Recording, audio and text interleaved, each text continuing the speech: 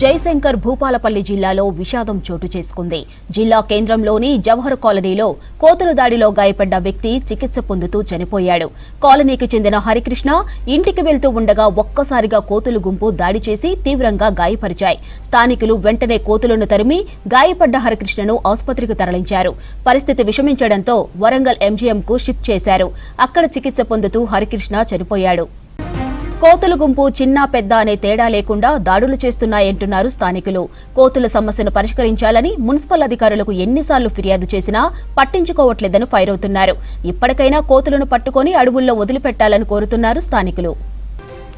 జయశంకర్ భూపాలపల్లి జిల్లాలో విషాదం చోటు చేసుకుంది.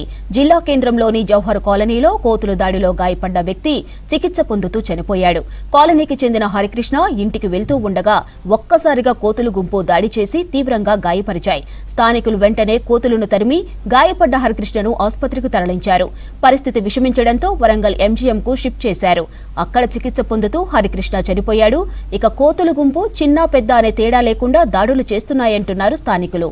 కోతుల సమస్యను పరిష్కరించాలని మున్సిపల్ అధికారులకు ఎన్నిసార్లు ఫిర్యాదు చేసినా పట్టించుకోవట్లేదని ఫైర్ అవుతున్నారు. ఇప్పటికైనా కోతులను పట్టుకొని అడవుల్లో వదిలిపెట్టాలని కోరుతున్నారు స్థానికులు.